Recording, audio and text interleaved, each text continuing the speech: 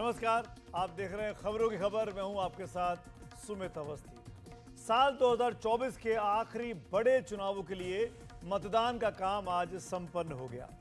महाराष्ट्र की 288 और झारखंड की 81 सीटों के लिए मतदाताओं ने आज अपना फैसला ईवीएम में सुरक्षित रख दिया है। इसके साथ ही 5 राज्यों की 15 विधानसभा सीटों और केरल की वायनाड लोकसभा सीट पर उपचुनाव के लिए भी वोट डालने का काम खत्म हो गया है। 23 नवंबर को जब ईवीएम खुलेगी तो जनता का फैसला सबके सामने आएगा।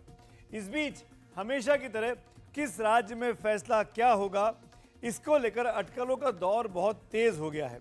एक बार फिर कुछ सूरमाओं ने, जी हाँ, कुछ सूरमाओं ने एग्जिट पोल करने का एक बड़ा जोखिम फिर इस बार उठाया है। क्या कह रहे हैं एग्जिट पोल, उसके बारे में बात करेंगे। लोकसभा चुनाव और पिछले विधानसभा चुनाव में अधिकतर एग्जिट पोल्स औंधे मुंह गिरने के बाद इस बार कम ही एग्जिट पोल हुए हैं। जिन्होंने एग्जिट पोल किए भी हैं, जिन संस्थाओं ने, जिन एजेंसीज में, उनमें पुराने दिग्गज गायब हैं और कई नए और कम जाने वाली एजेंसियां जिनका नाम नया नवेला है वो सामने आई हैं। बड़े बड़े न्यूज़ चैनल्स, न्यूज़ नेटवर्क ने भी इस बार किसी एक संस्था के साथ मिलकर इन एग्जिट पोल्स को नहीं दिखाया है। इन्होंने क्या क्या आकलन किए हैं, जो एजेंसीज हैं, जितने भी आंकड़े अब तक आए हैं वो हम आपको दिखाने की कोशिश करेंगे, बताने की कोशिश करेंगे। मतदान प्रतिशत से भी अंदाज़ा लगाने की हम कोशिश करेंगे कि महाराष्ट्र किस कदर झुकेगा, किस करवट झुकेगा और झारखंड का ऊंट किस करवट बैठने वाला है। ये हमारा आज का बड़ा मुद्दा है। महाराष्ट्र और झारखंड के एग्जिट पोल्स पर पोल ऑफ पोल्स हम आपको दिखाएंगे, बताएंगे कि हवा किस तरफ की बह रही है। इसके अलावा हमारा आज का दूसरा बड़ा मुद्दा जो आप स्क्रीन पर देख पा रहे हैं, रूस के रुख से दुनिया में दहशत है। रूस ने जब से अपनी परमाणु नीति की समीक्षा की है, दुनिया भर के देशों में चिंता बढ़ गई है। खासतौर पर यूरोप के देश इस आशंका से डरे हुए हैं कि कहीं परमाणु हथियारों का इस्तेमाल न हो जाए। नॉर्वे, स्वीडन, डेनमार्क और फिनलैंड ने तो अपने नागरिकों को युद्ध की स्थिति में सुरक्षित रहने के लिए जरूरी दिशा निर्देश दे दिए हैं। ये सब तब हो रहा है जब अमेरिका में नया प्रशासन आने वाला है ट्रंप का, लेकिन जाती हुई सरकार, बाइडेन की सरकार ने बड़ी मिसाइल का इस्तेमाल करने की परमिशन यूक्रेन को दी। उसके बाद रूस ने जवाब में अपनी न्यूक्लियर डॉक्ट्रिन को चेंज कर दिया है। रूस जवाबी हमला कर सकता है। इस खबर पर बात करेंगे, लेकिन पहले बात करते हैं साल के आखिरी बड़े चुनावों की जो आज संपन्न हुए। वोटों की गिनती का काम, जैसे कि आप जानते हैं, 23 नवंबर को होना है, लेकिन महाराष्ट्र की 288 सीटों के लिए आज एक साथ मतदान हुआ। झारखंड में आज दूसरे और आखिरी दौर का मतदान था। आज 38 विधानसभा सीटों पर वोट डाले गए। इसके अलावा उत्तर प्रदेश की 9 विधानसभा सीटों समेत 5 राज्यों की कुल 15 सीटों पर भी इस चरण में, इस बार में उपचुनाव हुए हैं। दो इसमें लोकसभा के उपचुनाव भी, एक वायनाड का और एक नांदेड़ का। केरल की वायनाड पर तो चुनाव हो चुका था, लेकिन आज नांदेड़ के लिए भी चुनाव हुआ है। प्रियंका गांधी का चुनाव भी, जो वायनाड से चुनावी मैदान में कांग्रेस के उम्मीदवार के तौर पर, वो भी संपन्न हो चुका है इस बीच में। लेकिन सबसे पहले बात करते हैं महाराष्ट्र की, जहां आज शाम 5 बजे तक जो ताज़ा जानकारी हमको मिली है, 58.22% वोट डाले गए हैं, जबकि 2019 के विधानसभा चुनावों में 61.4% वोट डाले गए थे। ये आज सुबह से मतदान जो हुआ है उसका फिगर आपके सामने है, ईयर बाई समय के साथ 9 बजे, 11 बजे, 1 बजे, 3 बजे, 5 बजे। लाल लाइन इस बार की है, नीली लाइन पिछले 2019 के विधानसभा चुनावों की है। और आप देख सकते हैं इस बार सुबह से ही 19 के मुकाबले ज़्यादा मत प्रतिशत हुआ है, ऐसा दिख रहा है इस लाल लाइन के जरिए। आखिरी फिगर जो 61.4 का था 2019 में, उसके सामने का फिगर अभी चुनाव आयोग ने रिलीज नहीं किया है। जैसे ही वो आंकड़ा आएगा इसको मैं अपडेट भी करूंगा और आपको दिखाएंगे। महाराष्ट्र का वोट फीसदी 58.22% से कुछ आगे जाएगा, जो कि आखिरी आंकड़ा था। माना जा रहा है कि पिछली बार के आंकड़े को ये पीछे छोड़ देगा। महाराष्ट्र में मुकाबला सत्तारूढ़ महायुति और मुख्य विपक्षी गठबंधन महाविकास अघाड़ी के बीच है और दोनों के बीच बहुत जबरदस्त कांटे की टक्कर है। जब मतदान की बात ही हो रही है तो ये भी देख लेते हैं कि ऐतिहासिक तौर पर मतदान बढ़ने और घटने पर महाराष्ट्र में क्या क्या हुआ है। महाराष्ट्र में मतदान का विश्लेषण अगर आप करें 1967 से 2019 के बीच के 7 बार की विधानसभा चुनावों का, तो 4 बार जब मतदान बढ़ा है तो सरकार बनी रही है। यानी बची रही है, बरकरार रही है। और 3 बार जब मत प्रतिशत बढ़ा है पिछली बार के मुकाबले तो सरकारें बदली हैं। ये महाराष्ट्र का फिगर है जो इशारा क्या कर रहा है, आप इसका आकलन खुद करिए। महाराष्ट्र में मतदान का विश्लेषण आपने देखा, 5 बार मतदान घटा तो सरकार बदली है, सरकार बदली 2 बार और सरकार बरकरार रही 3 बार। यानी अगर मतदान का प्रतिशत कम हुआ है तो सरकार जो बदली है वो 2 बार बदली है और 3 बार बरकरार रह गई है। बहुत ही सोचने में कंफ्यूजिंग सा है, लेकिन अमूमन ये लोग कहते हैं कि जब मतदान प्रतिशत बढ़ता है तो सरकार बदलने के लिए ज़्यादा वोट पड़ते हैं, पर ये आंकड़े, ये फिगर्स, ये फैक्ट ऐसी बात नहीं कहते हैं। अब बात कर लेते हैं महाराष्ट्र के बाद झारखंड की। झारखंड में आज कैसा मतदान रहा। झारखंड में दूसरे चरण की 38 सीटों पर आज 67.59% वोट डाले गए। ये 5 बजे तक के आंकड़े आपके सामने। झारखंड में 19 में 67% वोट पड़े थे और 2024 में ये 67.6% हुआ। झारखंड में सत्तारूढ़ इंडिया गठबंधन और विपक्षी एनडीए के बीच मुकाबला है। झारखंड मुक्ति मोर्चा के हेमंत सोरेन के नेतृत्व में इंडिया गठबंधन के सामने झारखंड में सत्ता को बचाए रखने की बहुत बड़ी चुनौती है। और आइए अब एक बार नजर डाल लेते हैं कि मतदान को लेकर जो एग्जिट पोल्स हुए हैं उनका आकलन क्या कहता है, अलग अलग एग्जिट पोल क्या क्या कहते हैं। पहले बात कर लेते हैं महाराष्ट्र के तमाम एग्जिट पोल्स की। वो आंकड़े आपके सामने अब मैं स्क्रीन पर डालता हूं। दैनिक भास्कर का एग्जिट पोल जो महाराष्ट्र को लेकर आया है वो एनडीए को 125 से 140 सीटें दे रहा है, एमवीए को बढ़त दिखा रहा है, अघाड़ी को 135 से 150 सीटें, अदर्स 20 से 25। इलेक्टोरल एज एक नई संस्था सामने आई है, इलेक्टोरल एज 118 सीटें एनडीए को दे रही है, 150 सीटें एमवीए को दे रही है, 20 अदर्स के खाते में है। लोकशाही मराठी रुद्र 128 से 142 दे रहे हैं एनडीए को, यानी महायुति को, यहाँ पे उनकी सरकार बन रही है। 144 का लगभग आंकड़ा चाहिए, हंग असेंबली भी आप इसको कह सकते हैं, क्योंकि एमवीए को 125 से 140 है, बहुत ज़्यादा अंतर नहीं है दोनों के बीच सीटों का। मैट्रीज की अगर बात की जाए तो 125 से 170 सीटें वो एनडीए को दे रहे हैं और एमवीए को 110 से 130 सीटें, यानी मैट्रीज के मुताबिक महायुति की सरकार बनी रहेगी। पी मार्क 137 से 157 सीटें महायुति की सरकार के लिए, एनडीए के लिए, बीजेपी के लिए। 126 से 146 उधर दे रहे हैं वो एमवीए को।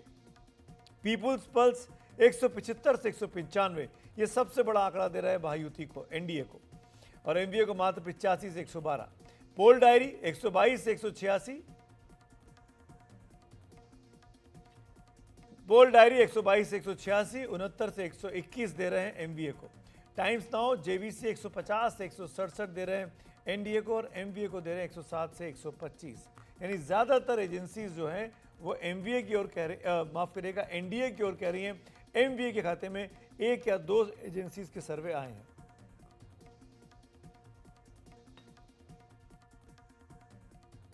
ये तो हो गई बात महाराष्ट्र की। हम झारखंड के आंकड़े भी आपको दिखा रहे हैं, झारखंड के फिगर्स भी आपके सामने स्क्रीन पे आते रहेंगे। ज़्यादातर एग्जिट पोल्स आ गए हैं और ज़्यादातर जो हवा है वो इशारा कर रही है कि वहाँ पर सरकार जो है वो एनडीए की बन सकती है। ये फिगर आपके सामने है। एक्सिस माई इंडिया जो एक बड़ी संस्था है ये उल्टा कह रही है, ये इंडिया यानी जेएमएम की सरकार बनाती दिखा रही है। दैनिक भास्कर का सर्वे भी हंग असेंबली की बात लगभग कर रहा है, 37 से 40 और 36 से 39 का आंकड़ा देते हुए। लेकिन इलेक्टोरल एज भी एज दे रहा है इंडिया ब्लॉक को, लेकिन मार्ट्रीज हो गया, पी मार्क हो गया, पी मार्क में माफ़ करिएगा, पी मार्क में इंडिया ब्लॉक आगे था और 31 से 40 उसके पास इंडिया एनडीए की थी। मैट्रीज के खाते में आपको दिख रहा होगा एनडीए की सीटें ज़्यादा आ रही हैं। कुछ और एजेंसीज भी हैं झारखंड की, वो भी आपको दिखाते रहेंगे। लेकिन मेरे साथ इस वक्त बाबूलाल मरांडी जी जुड़ गए। बाबूलाल मरांडी जी, बहुत बहुत स्वागत है आपका एनडीटीवी इंडिया पर। आप बीजेपी के बड़े नेता रहे, आप राज्य के पहले मुख्यमंत्री रहे, प्रदेश के अध्यक्ष हैं। आप ये जो सर्वे आए हैं, करीब 7 या 8 एजेंसीज के आए हैं, 4-5 आपको लीड दे रही हैं, 2-3 लीड दे रही हैं इंडिया ब्लॉक को। आपको क्या कहना है इन तमाम एग्जिट पोल्स के आंकड़ों पर? देखिए, एग्जिट पोल अपना एग्जिट पोल होता है। हम लोग भी अपने कार्यकर्ता से अपना फीडबैक लेते हैं और उसके आधार पर मैं कह सकता हूं कि बीजेपी और एनडीए पूर्ण बहुमत लाने जा रही है।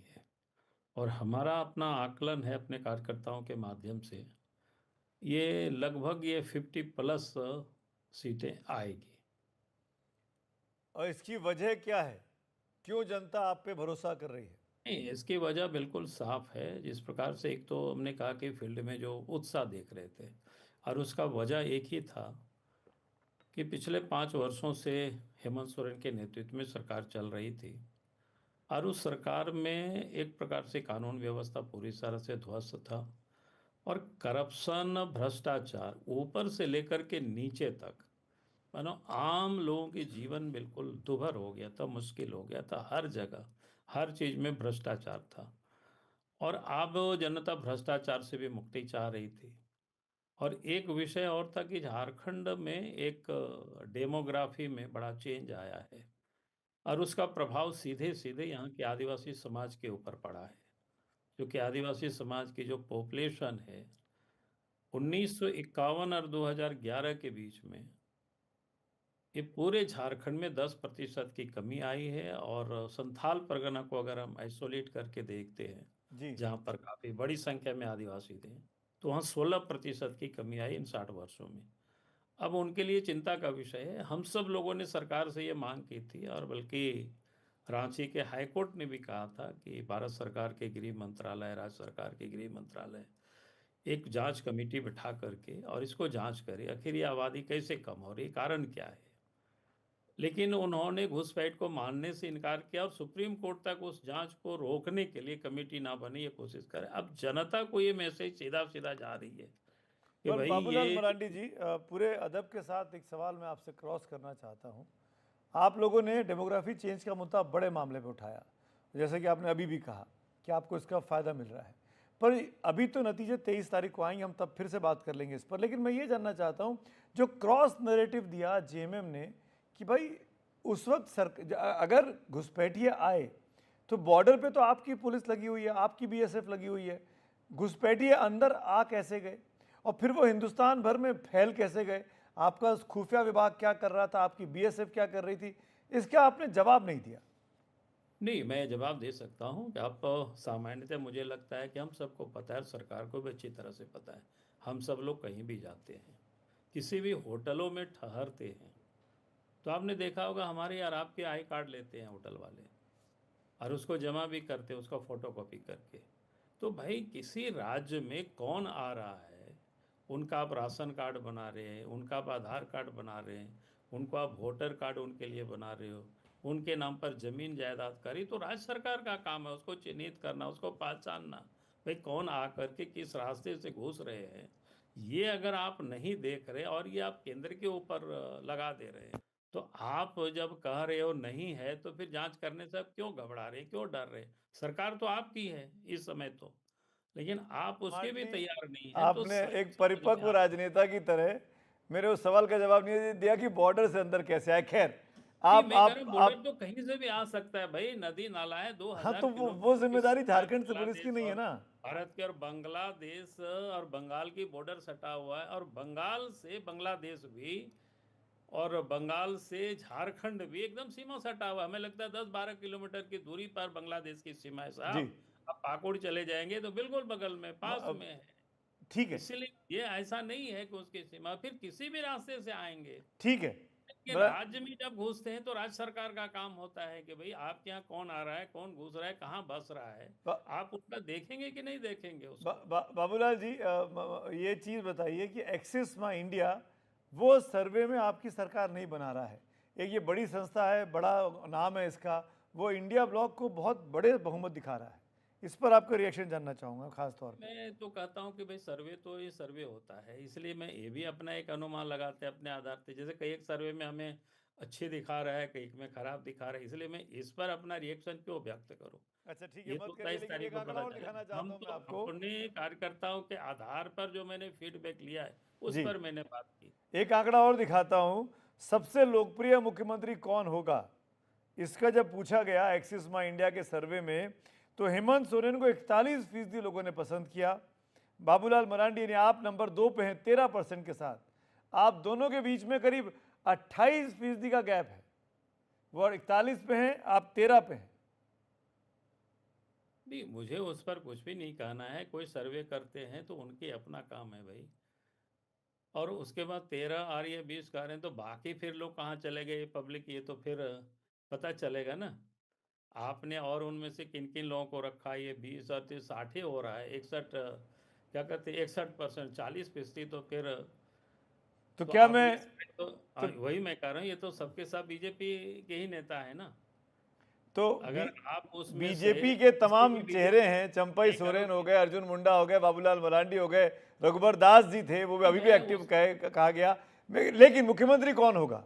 अगर आपके पास नंबर आ रहे हैं नहीं, 50 तो प्लस जो आप बोल मुख्यमंत्री रहे हैं, कौन होंगे ये बिल्कुल स्पष्ट है कि भाई जब विधायक चुने जाएंगे 23 तारीख आदिवासी को या परिणाम गैर आ जाएगा। आदिवासी? हम बोले कि जब चुनाव का परिणाम आ जाएगा 23 तारीख को, अभी इसके बाद आप परिणाम को विधायक लेके निर्णय इतने करेंगे और उसके कॉन्फिडेंट बाद दिख तय रहे कर हैं, लेंगे। नाम बताने के नाम पे आप कॉन्फिडेंट नहीं दिख रहे हैं बाबूलाल जी। नहीं, नाम बताने की भाई ये परंपरा हमारी नहीं है कि हम नाम 3 नाम बताएं। बता दीजिए, जब हमारा 3 नाम परंपरा है बता कि दीजिए, टॉप 3। नहीं, इनमें टॉप 3 के कोई मतलब नहीं रहता है भाई साहब। जब बैठेंगे विधायक दल तय करेंगे तो वहाँ 3 तो नहीं चुनेंगे, वहाँ एक ही चुनेंगे। तो चलिए, विधायक तय करेंगे तो आप सब लोगों को बुला करके तो बाज़ाब्ता आप विधायक। हैं रेस में? नहीं नहीं, मैं कोई रेस में मैं कभी भी रहता नहीं हूँ, मैं कभी दौड़ता नहीं हूँ सब, चूंकि पर आपका पॉलिटिकल नाम अगर चूज किया गया तो आप तैयार हैं? आप प्रदेश अध्यक्ष है मैंने भाई, कहा आपके कि नेतृत्व में। पार्टी का अपना सिस्टम है, उस सिस्टम से पार्टी काम करती है। चलिए, शुक्रिया, बहुत बहुत धन्यवाद वक्त चलिए, निकालने के लिए। बाबूलाल मरांडी झारखंड के पहले मुख्यमंत्री रहे, बीजेपी के इस वक्त प्रदेश अध्यक्ष हैं और कह रहे हैं कि सरकार तो बीजेपी की ही बनेगी। इसके साथ आज 5 राज्यों की जिन 15 विधानसभा सीटों पर उपचुनाव हुए, उनमें सबसे ज्यादा निगाह उत्तर प्रदेश के विधानसभा चुनावों पर भी रही। यहां कैसी टक्कर है, इसे लेकर मैट्रीज ने एग्जिट पोल किया है। फूलपुर में कड़ा मुकाबला बताया है, मंजवान सीट पर बीजेपी की जीत दिखाई है, करहल में कड़ा मुकाबला बताया, ये अखिलेश यादव की खाली की हुई सीट है, कटहरी में बीजेपी को बढ़त दिखाई है, कुंदरकी में कड़ा मुकाबला बताया है, गाजियाबाद बीजेपी जीत सक रही है, मीरापुर आरएलडी वापस बचा ले जा रही है, बीजेपी के साथ थी, खैर बीजेपी जीत रही है, सीसामाऊ कानपुर की सीट जहां पे कड़ा मुकाबला बताया है।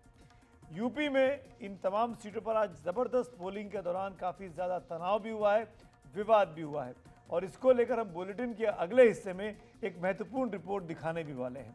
लेकिन पहले बात महाराष्ट्र और झारखंड को लेकर कर लेते हैं। खास मेहमान हमारे साथ जुड़ेंगे इस चर्चा में। संदीप शास्त्री राजनीतिक विश्लेषक हैं, संदीप शास्त्री जी आएंगे मेरे साथ, राजेंद्र तिवारी हमारे साथ जुड़ रहे हैं और विजय चोरमरे साहब जुड़ रहे हैं। शुक्रिया, धन्यवाद वक्त निकालने के लिए। राजेंद्र जी, पहला सवाल आपसे और फिर आपसे स्पेसिफिकली झारखंड के मद्देनजर पूछ रहा हूं। एग्जिट पोल्स ने तो और कंफ्यूज कर दिया है, कोई कुछ कह रहा है, कोई कुछ कह रहा है। आपका अपना एग्जिट पोल क्या कह रहा है? पहले तो एग्जिट पोल्स दरअसल लोकसभा चुनाव में पूरे गलत हो चुके हैं, हरियाणा में पूरे गलत हो चुके हैं, इसलिए एग्जिट पोल्स पर तो बात करने का कोई मतलब नहीं है। लेकिन यहाँ जो स्थितियां हैं उनमें जो एग्जिट पोल्स कह रहे हैं वैसा कुछ दिखाई नहीं दे रहा है। मैं काफी घूमा भी हूँ, कई जगह गया, और हर जगह देखिए दो चीजें दिखाई दे रही हैं। एक बहुत साफ पोलराइजेशन है, जनरल जो वोटर्स हैं वो भारतीय जनता पार्टी की बात करते हैं, और जो आदिवासी और माइनॉरिटीज हैं वो पूरी तरह से तीर कमान की बात करते हैं। तो एक तो ये पोलराइजेशन मुझे बहुत साफ दिखाई दिया। तो और बीजेपी का ये एक जो और पोल प्लैंक इम्पोर्टेंट था कि डेमोग्राफी बदली, जी, आदिवासी इलाकों में घुसपैठिए आके बैठ गए, इसको आप कैसे देखते हैं? इसका क्या असर हुआ? दरअसल जमीन पर जब हमने बात की तो कहीं किसी ने इस पर बात की नहीं। जनरल वोटर्स ने जरूर, जो शहरी वोटर हैं वो इस पर बात करते हैं, लेकिन जब हम गांव में जाते हैं, छोटे कस्बों में जाते हैं, वहां इस पर किसी ने बात नहीं की। अगर सरकार की किसी चीज पर बात हुई तो मैया योजना सबने रिकॉल किया है, तो इसको देखे जाने की जरूरत है। और एक और मैं जी, चीज शेयर करना चाहता हूं। पहले चरण का जो 43 सीट्स का चुनाव था उसमें 37 सीट्स पर महिलाओं का वोट एब्सोल्यूट टर्म्स में, मतलब नंबर्स में, पुरुषों के मुकाबले ज्यादा रहा है। जी। और ये डेटा अपने में एक संकेत करता है कि चीजें किस डायरेक्शन में जा रही हैं। जी, एक चीज़ और बता दीजिए, फिर मैं जाऊंगा विजय जी के पास। वहाँ पे झारखंड के चुनावों में बीजेपी सबसे बड़ी पार्टी के तौर पे लड़ रही है। अगर हम टोटल नंबर ऑफ सीट्स की बात करें, जेएमएम जो कि सत्ता में है, पुरानी पार्टी है, वो भी 50% के आसपास सीटें लड़ रही है। आई थिंक 43 या जी, 44 सीटें हैं आउट ऑफ 81। 43 43। ऐसे में जी, ऐसे में आपको लगता है नहीं बीजेपी जो 81 सीटों पे लड़ रही है उसके 71 सीटों पे लड़ रही है उसके चांसेस ज्यादा है सरकार में आने के? नहीं, मुझे ऐसा नहीं लगता। बीजेपी 68 सीट्स पर लड़ रही है चुनाव, अच्छा। और 40 सीट पर जेएमएम लड़ रही है, 30 पर कांग्रेस लड़ रही है, 7 सीटों पर आरजेडी है जो अगर इंडिया गठबंधन की बात करें, जी हाँ। और 4 सीटों पर आपका माले है। जी। और इसमें कुछ फ्रेंडली फाइट भी हैं। और दूसरी तरफ 10 सीटों पर आजसू है, 68 पर आपका बीजेपी। बीजेपी है, और 2 सीटों पर जेडीयू है, 1 सीट पर एलजेपी है। ये एनडीए का वो है। अब इन नंबर्स से ये तय नहीं होता है कि बीजेपी की ज्यादा सीटें आएंगी। अच्छा। दरअसल पिछली बार भी बीजेपी ज्यादा ही लड़ी थी, लेकिन कई इलाके ऐसे हैं जहां बीजेपी की स्थिति बहुत खराब रही थी। जैसे कोल्हान है, वहां की 14 में से एक भी सीट नहीं जीत पाए थे। अच्छा। आपका संथाल परगना है जिसमें 18 सीटें आती हैं, उसमें सिर्फ 4 सीटें ही एनडीए जीत पाई थी। तो ऐसे कई, छोटा नागपुर है, वहां भी उनकी स्थिति बहुत अच्छी नहीं थी। जयराम महतो तो फैक्टर, उसके बारे में क्या टिप्पणी करेंगे? कितना जयराम इंपॉर्टेंट है और महतो किसको फैक्टर नुकसान कुछ पहुंचा रहा है? सीटों पर है। जी, जयराम महतो फैक्टर कुछ सीटों पर है, और वो खासतौर पे नॉर्थ छोटा नागपुर में है, जो धनबाद, बोकारो और गिरिडीह का जो इलाका है, अच्छा। वहां पर उसका इम्पैक्ट है। और जयराम महतो जिन सीटों पर लड़ रहे हैं वहां पर आज का, अगर आज दोनों सीटें आज ही थी, दोनों पर पोलिंग परसेंटेज बढ़ा है, और ठीक ठाक बढ़ा है। एक सीट पर तो 6-7% बढ़ा है, दूसरे पर 4% बढ़ा है। तो इससे ये मैं तो ये कंक्लूजन ड्रॉ करता हूं कि जयराम महतो थोड़ा कुछ करिश्मा कर सकते हैं, और वो सीटें बड़ी इंपॉर्टेंट हैं। दोनों सीटें इंडिया गठबंधन की हैं, और एक सीट ऐसी है जो पक्के तौर पर झामुमो की सीट मानी जाती रही है, तो ये मानूं, जो तो मैं यूपी ये की सीट मानूं है। जी। राजेंद्र जी, छोटे में बात करना चाह रहा हूं कि जयराम महतो इंडिया ब्लॉक को ज्यादा नुकसान कर रहे हैं, वो और उनकी पार्टी। जयराम महतो दरअसल खुद जिन 2 सीटों पर खड़े हैं वो इंडिया ब्लॉक के खिलाफ है, सिटिंग सीटें हैं। लेकिन ऐसा नहीं कहा जा सकता कि इंडिया ब्लॉक को ही नुकसान कर रहे हैं। कुछ सीटों पर 3-4 सीटें और हैं जहां पर वो एनडीए को नुकसान करेंगे। अच्छा, चलिए, मैं आप जी। रहिएगा, विजय चुरबरे साहब के साथ चलना चाहूँगा। विजय जी, महाराष्ट्र की भी वही स्थिति है, कुछ एग्जिट पोल फेवर में है, सरकार बनती हुई महायुति की दिखा रहे हैं, 2-3 ऐसे भी आ गए हैं जो ये इशारा कर रहे हैं कि शायद सरकार बदलेगी और वापस अघाड़ी की बनेगी। पहला सवाल तो यही, मैं एग्जिट पोल पे नहीं जा रहा हूँ, आपका अपना आकलन क्या कह रहा है, किसकी पलड़ा, किसका किसका पलड़ा भारी है? देखिए सुमित जी, मेरे ख्याल से इस बार ऐसा अंदेशा लगाना बहुत कठिन है, क्योंकि चुनाव के अंत में जो स्थिति थी और आज वोटिंग के दिन जो स्थिति है, बहुत ही अलग अलग स्थिति में लोग जा रहे हैं।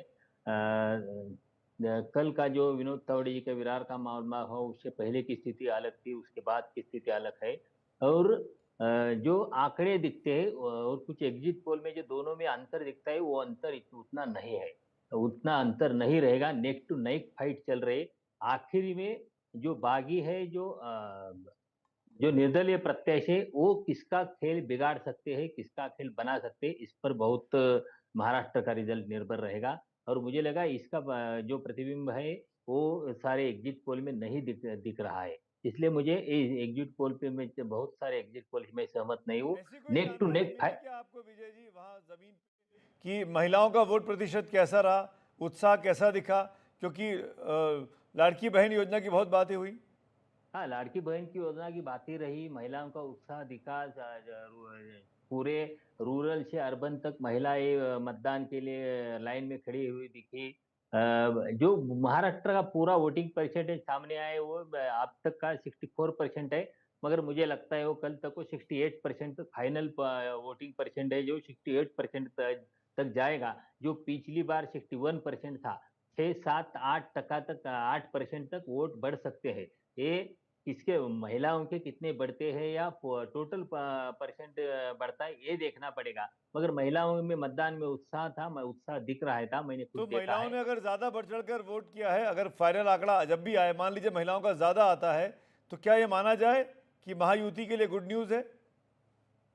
देखिए, जो एग्जिट पोल के आंकड़े दिखते हैं, मुझे लगता है अगर ये सही निकले तो मानना पड़ेगा कि जो लाड़की बहन योजना का फायदा निश्चित तौर पे महायुति पे हुआ है, और उसका ही जो साइन है उसे एग्जिट पोल में दिख रहा है। अच्छा, और एक आखिर में बता दीजिए, क्या इस बार का भी अंदेशा है कि 23 तारीख के बाद असली चुनाव होगा, नेता जो चुन के आएंगे, विधायक वो चुनेंगे कि किस तरफ बैठना है, इधर बैठना है कि उधर बैठना है?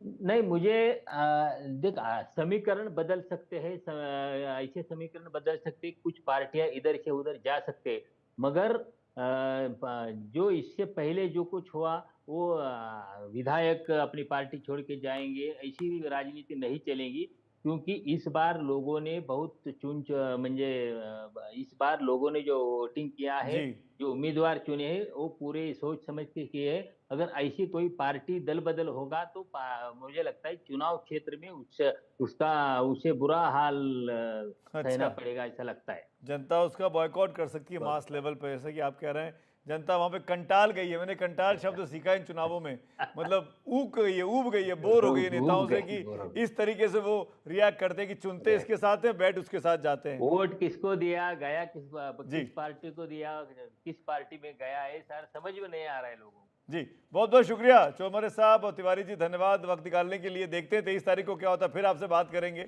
अभी तो आंकड़े देखने पड़ेंगे, लेकिन ज़्यादातर एग्जिट पोल्स आपके सामने हैं, अब सामने आ चुके हैं। आप इस वक्त ये देख पा रहे हैं महाराष्ट्र के एग्जिट पोल्स के जो अलग अलग एजेंसीज के हैं वो क्या कह रहे हैं। शुरू के 3 एग्जिट पोल ऐसे दिखा रहे हैं जो आप इशारा कर रहे हैं कि एमवीए की सरकार लौट रही है। उसके बाद मैट्रीज कह रहा है कि एनडीए की बन सकती है, और पी मार्क बिल्कुल बराबरी का मुकाबला कहता हुआ दिखाई देता है। अभी एक्सिस माई इंडिया का महाराष्ट्र का पोल नहीं आया है।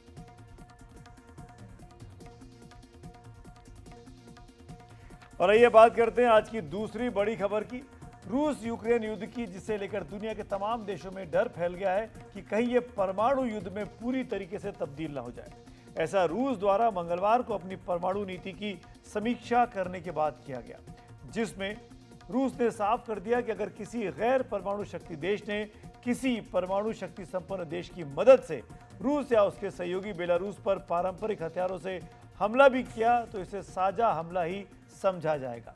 ऐसे में रूस परमाणु हथियारों के पहले इस्तेमाल करने से नहीं हिचकिचाएगा। उसके पास फर्स्ट यूज का यह अधिकार सुरक्षित है। रूस ने यह फैसला यूक्रेन द्वारा उन लंबी दूरी की मिसाइलों के इस्तेमाल के बाद किया जिनसे रूस पर हमला किया गया था और जिनके इस्तेमाल के लिए रविवार को अमेरिका ने यूक्रेन को इजाजत दे दी थी। ऐसे में अब यह डर है कि रूस यूक्रेन पर कोई बड़ा हमला पलटकर कर सकता है। यूक्रेन के पोर्ट सिटी ओडेसा में हमारे सहयोगी उमाशंकर सिंह जब पोर्ट जाने की तैयारी कर रहे थे, तभी उनके साथ मौजूद टीम को एक संभावित हमले की आशंका में सुरक्षित जगह चले जाने को कह दिया गया। क्या माहौल है ओडेसा में? उमाशंकर की इस रिपोर्ट को आप देखेंगे तो और बहुत करीब से इसको समझ पाएंगे। अभी लंच करते करते ओडेसा में हमें इस बात की जानकारी मिली है कि अगले कुछ समय में मैसिव अटैक रूस की तरफ से होने जा रहा है और इसलिए जो आगे का कार्यक्रम है उसको रोककर बस की तरफ भागने को कहा गया है ताकि हम शेल्टर में जा सकें। और आगे जो दौड़ रही है वो हमारी कोऑर्डिनेटर है यहाँ की, और जल्दी से कोशिश होगी कि एक ऐसे शेल्टर में पहुँचे जहाँ किसी भी तरह के हमले की सूरत में एक सुरक्षित पनाह ले सकें। तो हम आपको जानकारी लेकर आपके लिए आते रहेंगे।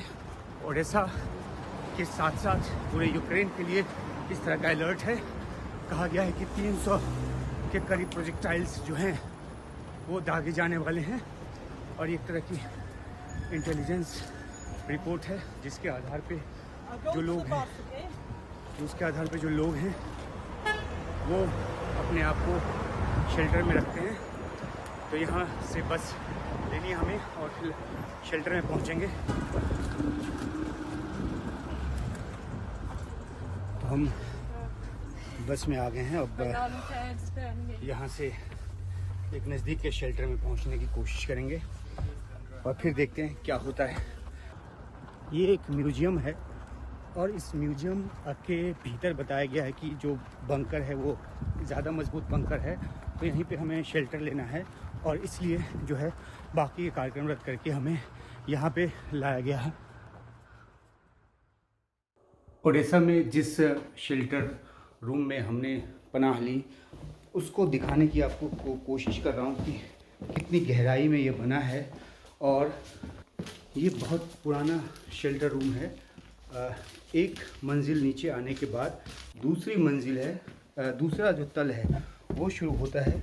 और यहाँ की दीवारों को आप देखेंगे तो ये इतना ज़्यादा मोटी, इतनी ज़्यादा मोटी दीवार है कि देखकर ही लगता है कि ये ज़्यादा बड़ा हमला भी झेल सकता है। और इसके बाद यहाँ आकर देखिए कि ये किस तरह से बनाया गया है और इसके बारे में जो ये किस तरीके से बहुत नीचे तक जाता है और इतना ज़्यादा फैसिनेटिंग। हालांकि ये बचाव की जगह है, यहाँ पर हमले की सूरत में शेल्टर लेते हैं, लेकिन ये जो है इसके कई दरवाजे हैं और ये बताया गया है कि ये जो दरवाज़ा है वो समुद्र की तरफ भी निकलता है और ये अपने आप में एक बड़ा जो गलियारा है वो है और एक ऐसा टनल है जो कि काफ़ी ज़्यादा ज़मीन के नीचे है और बड़े से बड़े हमले को ये जो है झेल सकता है। और इसलिए इस शेल्टर में जो हमें रखा गया ताकि कोई बड़ा अगर हमला होता है तो हम अपना बचाव कर सके। तो यहाँ आगे जो है वो जंजीर लगी है, यानी इसके आगे जाने की मनाही है। ये जो रास्ता है ये समुद्र की तरफ जाता है, ये बताया गया, और ज़मीन पे भी खुलता है ताकि अटैक होने के बाद अगर कोई इस गुफा में है, इस सुरंग में है, इस तहखाने में है, तो जो रास्ता मुनासिब लगे उस रास्ते से वो निकले। ये देखिए ये दूसरा रास्ता है जो एक दूसरी तरफ खुलता है और ये शायद ज़मीन की तरफ जाता है, ये बताया गया। तो ये जो टनल है वो अपने आप में काफ़ी जो है गहराई में बना है।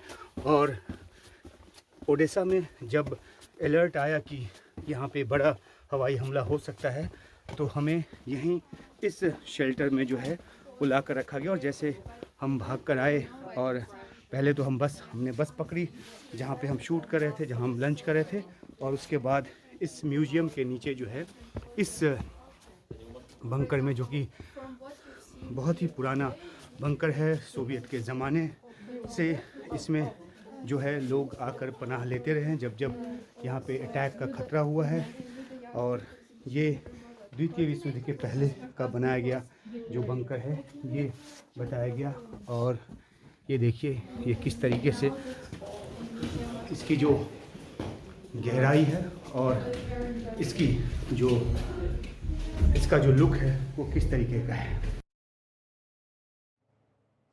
तो उमाशंकर की इस रिपोर्ट में आपको समझ में आया होगा कि कितनी विपरीत परिस्थितियों में इस वक्त युद्ध जोन में, वॉर जोन में काम करना है। उमाशंकर वहाँ पर हैं और लगातार वहाँ से आपको रिपोर्ट्स भेज रहे हैं। तो यूक्रेन में लोग आसमान की ओर निगाहें लगाए हुए हैं कि कभी भी कोई बड़ा हमला हो सकता है। हालांकि ऐसे अधिकतर हमले रात में ही होते हैं। यूक्रेन के लोग ऐसे हमलों का एयर अलर्ट होते ही सुरक्षित जगहों पर चले जाते हैं। इस बीच रूस अमेरिका के एक और फैसले से काफ़ी नाराज़ हो गया है और उसकी काफ़ी आलोचना की है। दरअसल अमेरिका ने यूक्रेन को नई और आधुनिक बारूदी सुरंगों की खेप भेजी है। इन बारूदी सुरंगों की खास बात यह है कि बैटरी खत्म होने के बाद काम नहीं करती, जबकि अभी तक हमने जिन बारूदी सुरंगों के बारे में ज़्यादा सुना है वो होती हैं जिन्हें एक बार लगा दिया जाए तो वो पैर पड़ने पर कभी भी फट सकती हैं, चाहे समय कितना भी बीत जाए। लेकिन अमेरिका द्वारा सप्लाई की गई ताज़ा बारूदी सुरंगों की बैटरी खत्म होने के बाद उनके फटने की आशंका खत्म हो जाती है। बाइडेन प्रशासन ने यूक्रेन से कहा कि वो इन बारूदी सुरंगों को अपनी सीमा के भीतर ही लगाए और ऐसे इलाकों में लगाने से बचे जहां आबादी हो, ताकि आम लोगों को कोई नुकसान ना हो। कई जानकारों के मुताबिक दुनिया में सबसे ज़्यादा बारूदी सुरंगें इस समय यूक्रेन में ही बिछी हुई हैं। फरवरी 2022 के बाद से रूस की सेना ने ये बारूदी सुरंगें बिछाई हैं ताकि यूक्रेन की सेना इन्हें पार ना कर सके। यूक्रेन ने इन बारूदी सुरंगों को साफ करने के लिए दुनिया भर से मदद मांगी है। पिछले ही महीने स्विट्जरलैंड के लुसान में हुई एक बैठक में यूक्रेन के प्रधानमंत्री ने ये मांग की थी। इस बीच बारूदी सुरंगों के इस्तेमाल के खिलाफ बने एक वैश्विक संगठन the International Campaign to Ban Landmines (ICBL) ने अमेरिका द्वारा यूक्रेन को नई बारूदी सुरंगें भेजने का विरोध किया है। इस संगठन का कहना है कि यूक्रेन को साफ कह देना चाहिए कि वो इन हथियारों को स्वीकार नहीं करेगा। इस संगठन का ये भी कहना है कि वो अमेरिका को अपने फैसले को वापस लेने के लिए मनाने की कोशिश करेगा। उधर रूस ने अमेरिका के इस फैसले की आलोचना की है। रूस के राष्ट्रपति के प्रवक्ता दमित्री पेस्कोव ने दावा किया कि अमेरिका यूक्रेन युद्ध को लंबा खींचने की हर मुमकिन कोशिश कर रहा है, जबकि रूस के राष्ट्रपति व्लादिमीर पुतिन समझौता वार्ता के लिए तैयार हो चुके हैं। इससे पहले समाचार एजेंसी रॉयटर्स ने कुछ अज्ञात रूसी अधिकारियों के हवाले से बताया था कि पुतिन यूक्रेन के साथ युद्ध विराम के लिए अमेरिका के नवनिर्वाचित राष्ट्रपति डोनाल्ड ट्रंप के साथ बातचीत के इच्छुक हैं, जिससे ये युद्ध उसी जगह खत्म हो जाए जहां पर अभी है। यानी दोनों देशों ने इस समय जहां हैं वो वहीं रुक जाएंगी उनकी सेनाएं और वो इलाका उनका मान लिया जाएगा। रॉयटर्स ने यह भी रिपोर्ट किया कि पुतिन यूक्रेन के 4 इलाकों डोनेट्स्क, लुहांस्क, ज़ेपोरिज़िया और खेरेंसो से कुछ पीछे हटने को तैयार हो सकता है। इन चारों इलाकों पर 2022 में रूस ने कब्जा किया था, लेकिन अभी तक उसका इन पर पूरा नियंत्रण नहीं हो पाया है। इस बीच युद्ध के और भड़कने की आशंका के बीच अमेरिका ने यूक्रेन की राजधानी कीव में अपने दूतावास को अस्थायी तौर पर बंद करने का फैसला किया।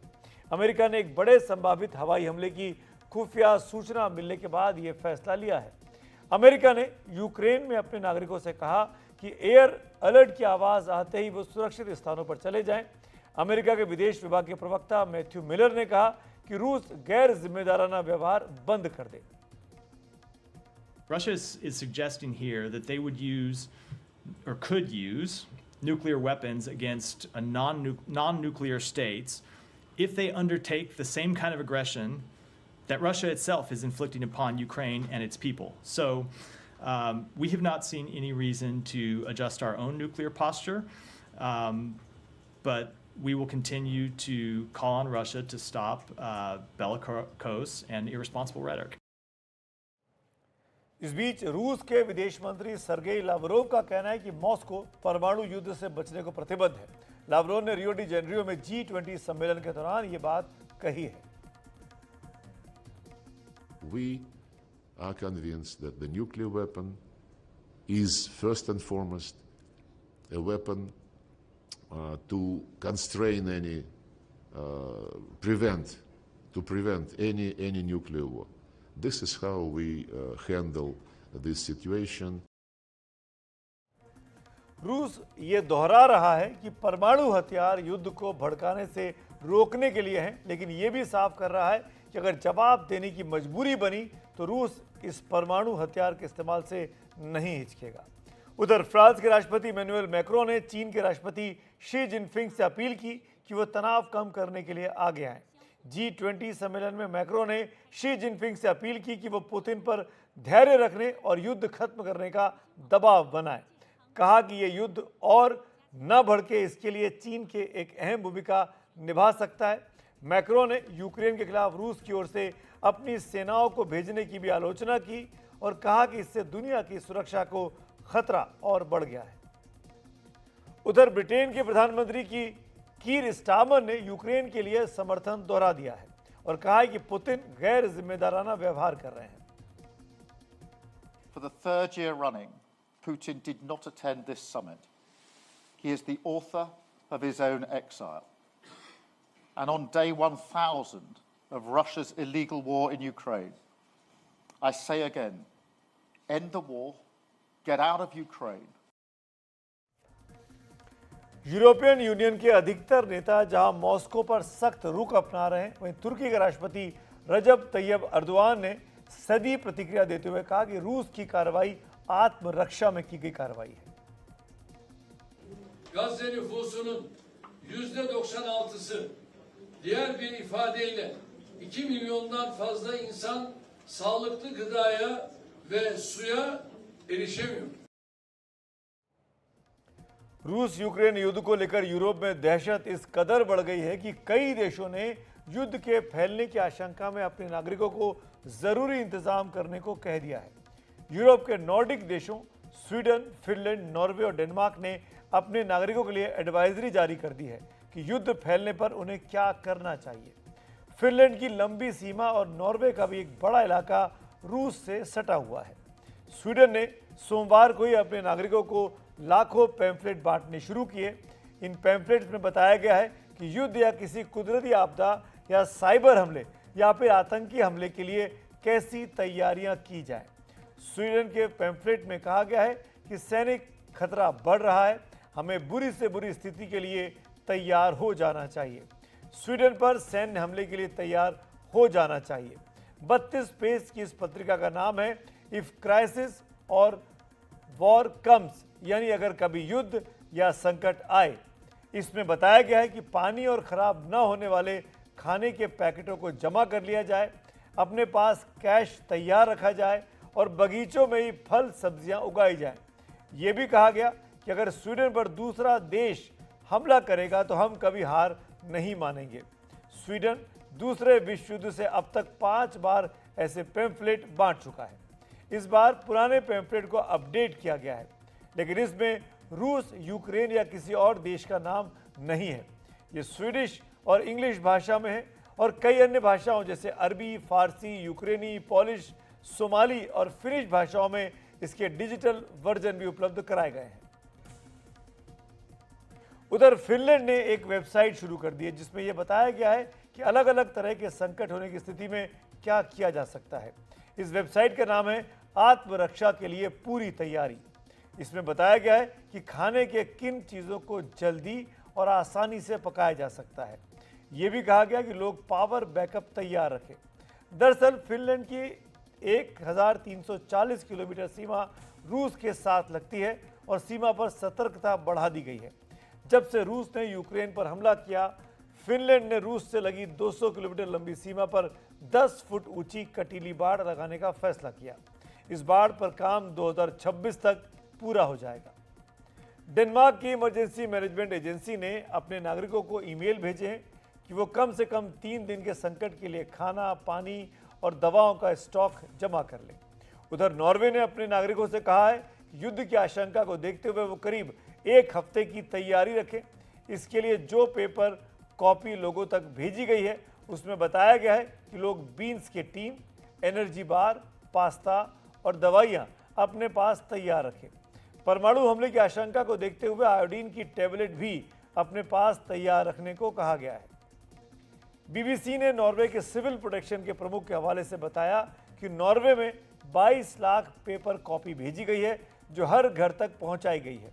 नॉर्वे नेटो का संस्थापक सदस्य रहा है, जबकि रूस के पड़ोसी देशों स्वीडन और फिनलैंड ने यूक्रेन पर रूस के हमले के बाद नेटो से गुट निरपेक्ष रहने की अपनी दशकों पुरानी नीति बदल दी थी और नेटो का हिस्सा बन गए थे।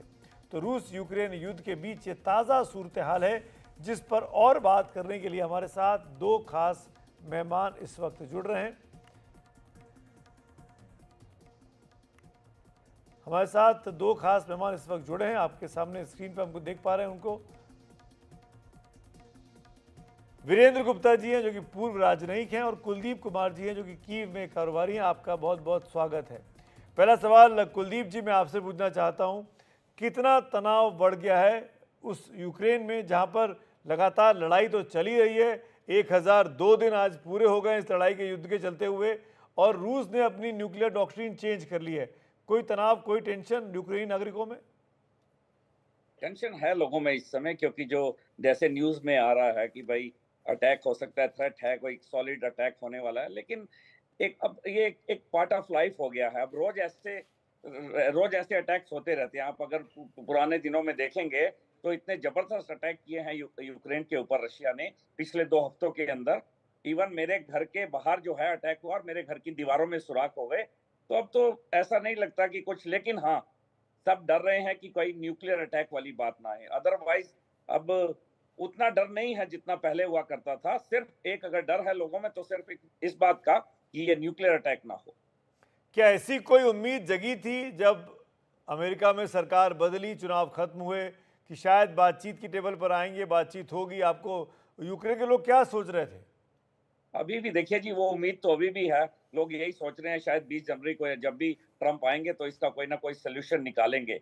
लेकिन जो लास्ट टाइम पे ये बाइडन ने दिया है कि आप अटैक कीजिए, ये उनको ऐसा मेरे ख्याल से, या जो लोगों का मैं सुन रहा हूँ यहाँ पर, वो उनको डिसीजन नहीं लेना चाहिए था ऐसा। अगर शांति से बात हो सकती थी तो उसको खत्म कर देना चाहिए। वॉर को 1002 दिन हो गए हैं। बड़ी अच्छी बात की आपने कुलदीप जी। मैं आप ही से एक काउंटर क्वेश्चन लेना चाहता हूं। अगर बाइडेन सरकार ने परमिशन दे दी कि आप मिसाइलों को, एटैकम्स को इस्तेमाल कर लीजिए, तो ज़ेलेंस्की साहब को नहीं करना चाहिए था? परमिशन रखते अपने पास, डरा के रखते रूस को, फायर क्यों कर दिए एक साथ 6 मिसाइलें? देखिए, अगर ज़ेलेंस्की साहब ने करना होता, अगर वो, मेरे को लगता है कि तो ये शायद वॉर पहले हफ्ते में ही खत्म हो गया होता जो टर्की में इनकी बातचीत हुई थी। जब उसके बाद जॉनसन आए थे इंग्लैंड से, उन्होंने बोला था हम आपके साथ है, अटैक कीजिए। देखिए जी, युद्ध तो कोई भी, किसी चीज का भी हल तो युद्ध नहीं है। जो लाखों लोग यहाँ पे मर रहे हैं, शायद मैं जिन लोगों से मिलता हूँ, जो औरतों की, जो माओं की, जो बहनों की जो आंसू है वो बंद नहीं होते हैं। लड़ाई सोल्यूशन नहीं, और आधे लोग भाई बहन वहां रहते हैं, आधे भाई बहन यहाँ पे रहते हैं। ये वाला जो ये वॉर जो हुआ है, ये बहुत गंदा, ये भाई भाई के बीच में वॉर है, रशिया और यूक्रेन के बीच में वॉर नहीं है।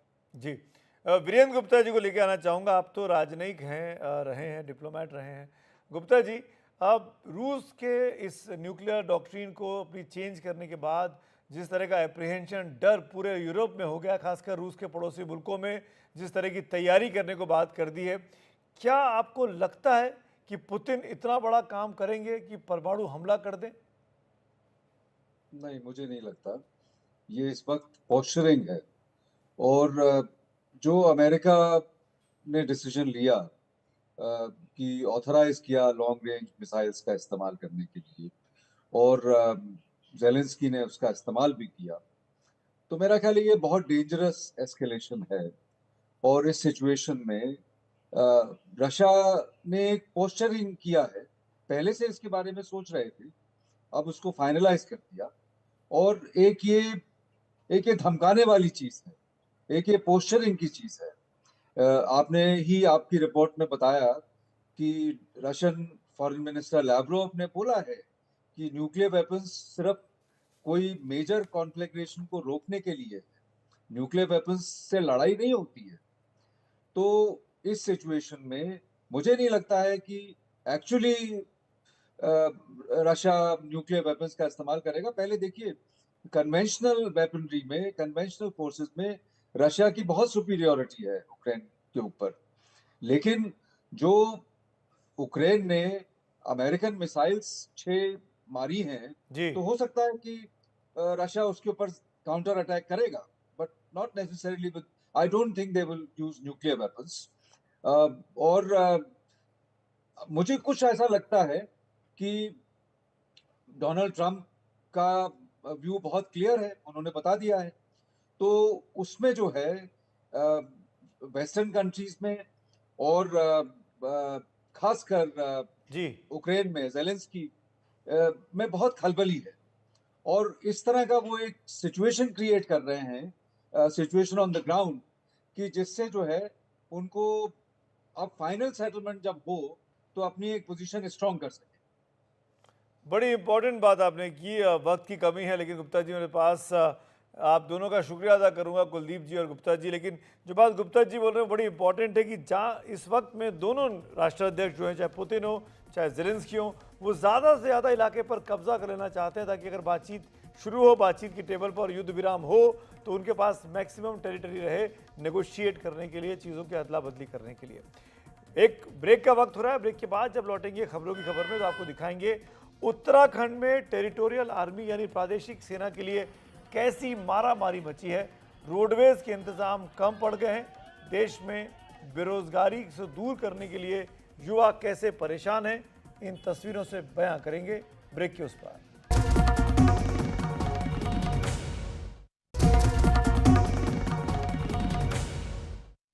ब्रेक के बाद एक बार फिर आपका स्वागत है। और अब बात हमारे युवाओं की, जो एक अदद रोजगार के लिए कितने ज़्यादा बेताब हैं, परेशान हैं, और भर्ती के लिए अपनी जान कितनी जोखिम में डाल सकते हैं। आपको ये तस्वीरें ध्यान से देखनी चाहिए। उत्तराखंड की तस्वीरें हैं। उत्तराखंड के पिथौरागढ़ में टेरिटोरियल आर्मी की भर्ती होनी है। इसके लिए उत्तर प्रदेश से भी सैकड़ों युवा इस पर्वतीय इलाके में पहुंचे, लेकिन युवाओं की संख्या इतनी ज़्यादा थी कि रोडवेज के इंतज़ाम कम पड़ गए। मैदानी इलाकों से आए युवाओं को उसके बाद जो भी गाड़ी मिली उस पर वो जैसे तैसे लटकते हुए चढ़ गए, जो कि बहुत ज़्यादा खतरनाक था। बड़ा एक्सीडेंट हो सकता था। रोडवेज की कुछ बसों में तो इतने युवा चढ़ गए कि बस के पीछे सामान रखने वाली जगह पर उनको बिठाया गया। आप देख सकते हैं कैसे जहाँ पर सामान ठूसा जाता है, वहाँ पर इन युवाओं को ठूसा गया है किसी सामान की तरह। और इन तस्वीरों को देखिए, ये वो हज़ारों युवा हैं जो बस कुछ चंद नौकरियों के लिए उत्तर प्रदेश से इस पहाड़ी जिले में पहुंचे हैं।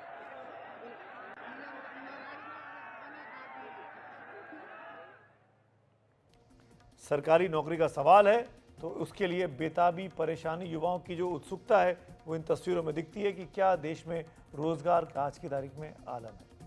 खैर, आज खबरों की खबर में मेरे साथ फिलहाल इतना ही। शुभ रात्रि।